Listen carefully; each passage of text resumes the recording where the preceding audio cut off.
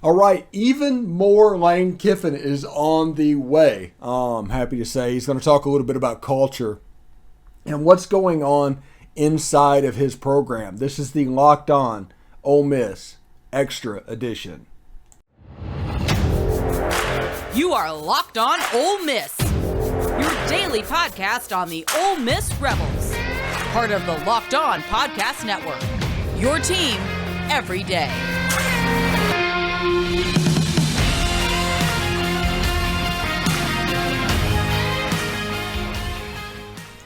All right, welcome to this extra edition of the Locked On Ole Miss podcast. You've heard from Lane Kiffin earlier in the week where he talked about the quarterback competition. Now it's time to talk about culture, juice, and all this extra stuff that is going on around the Ole Miss program. I do think that the Ole Miss media corps kind of has an unhealthy obsession with juice, but that's neither here or there. Lane Kiffin talks all about that. He compares the culture situation to training juice to getting ready to train transfers on his team. So the obedience training kind of goes in with fall camp. So it should be quite interesting to see. Before we get started, though, I do want to tell you about Built Bar. If you haven't tried Built Bar Puffs yet, you're depriving yourself one of life's greatest joys. And guess what? There's a new flavor, ready, delicious, indulgent cookie dough covered in chocolate. That's right, Built has done it again.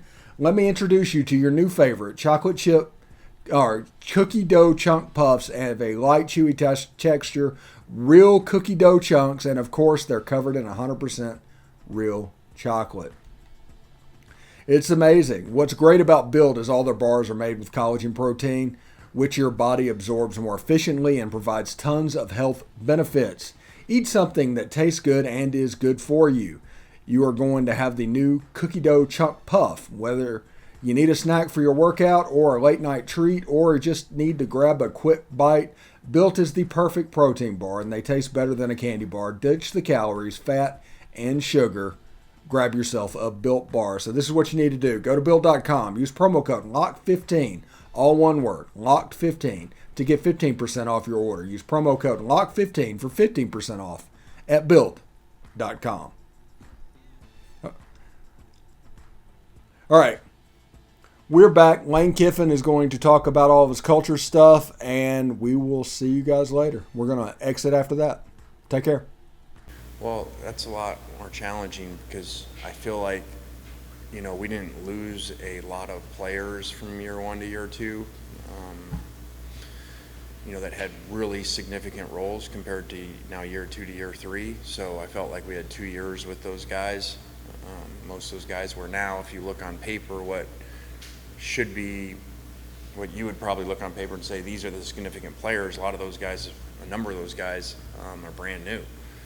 I mean, I look out sometimes like we're in 7-on-7 and I look over there and we actually play 8 on defense because it's drop 8, and I'm looking and 6 of the 8 people didn't sign here out of high school or transfers. So that's just a challenge that we're into, and we've got to make sure that we're looking at everything like we always do, including do we simplify our systems because so many people, are new, to make sure they're playing fast. So we have a lot of work to do schematically, but especially culture-wise, to get those guys to understand this is how we do things. It's like a blended family coming together that these kids have been parented somewhere else. Not that we're better, but we're different than what they're used to. So very challenging, different year to year based off of what you have returning and what you already know about them. And you've got a significant player that's already played for you and started for a full year or two. You don't have to push as much physically versus all these new guys that not only need to learn how to play in your system, they need to learn how to play together. So kind of like a basketball team, free agents, like they got to play a lot of pickup together, to learn each other. I hope we're not considering what to do after 7 turnovers, including 6 interceptions. So I think it was 6, right? So we're kind of think more positive around here than that. So, I mean, hopefully we don't have to worry about that. But we're always going to look at everything as what's the best for the team and not just do things because we've done them that way before. That's our motto, and it's no different with, playing quarterbacks. But in general, I think it's different. I think people pull them too fast, and it's not like a pitcher that just goes in and, pitches the next, 4 days later or something. I mean, there's a lot of mental stuff to playing quarterback, and when you get pulled, that's a big deal. So to me, you better make sure the guy had every opportunity, and what's going on is his fault. People pull people off of production, like the guy throws 3 picks, but doesn't look and say, well, actually 2 of them were tipped or the receiver ran the wrong route. And they just pull him because it's what it's supposed to do so that I look good when I come in front of you guys after the game. So that's not, as you guys know, what we do here. It's the only day we have, so, it's important, but it's a long time, so all we can do is just get better today. But again, we don't have pads on, and there's a ton of work to do, so, we're not making a lot of decisions off of today. I think a lot of things in my career maybe seem like they're planned, how they come out or my life, and so this was not, but it looks like pretty brilliant actually. That the dog was a recruiting tool, and College Game Day's already been here for a special on him that'll air later on, and has his Twitter and Juice Fest and all this, but that was not. This was just my daughter wanting a dog, so, which I really didn't want. So, but I actually, as you asked that, things happen, you don't know why they happen in different things, and you probably wouldn't think Juice would make me look at coaching better, but, Wild Rose now, today's the 3rd day, because I don't know how to train a dog, and I don't really do what they tell me to do, so Juice is not really well behaved right now. So Wild Rose came and got him. Today's day 3 for training camp. So he's on day 3 of training camp. They come get him in the morning, take him out. They give me a list of notes. Okay, this is what he does well. This is what we did today. They actually video the things. And actually this morning, meeting with them about it, I was like, there's so much similarities here to buying in and bringing people into culture, because he's going to, okay, hey, we're bringing him in, and all of a sudden he's around these other dogs, and how well they're trained has a lot to do with the training to him, and him not being distracted by all the other things. And I was like, you guys are going through the same thing we're going through. When you bring people in an organization, transfers in, getting them to buy in, and here's the puppy that he's taken over there with these other dogs that have been trained the whole time, and Juice ain't listening to what he's supposed to be doing. So I kind of feel like that's some of our transfers right now. Yeah, I did not think that was going to happen. I think probably the typical kid gets the puppy, loves the puppy nonstop, and then all of a sudden you're taking care of it. Well, that's what happened this summer. And now that Juice isn't quite so cute, she doesn't want to take him anywhere anymore. So the dog actually sleeps with me now and kind of goes everywhere with me. So kind of typical story. I missed the beginning. Who made the comparison? Mingo mentioned that Okay. in media days. Well, Mingo's not exactly a personnel director, so I wouldn't call him Kyle Pitts right now. So he's got a lot of talent, and he does have height, weight, speed, hand combination to be a great player, but he's got a long ways to go. And again, some of these guys, we think they're older than they are because they transferred. He just finished his true freshman year. So, got a very high ceiling. There's a lot of talented players out there. So, a lot of work to do to be a great player.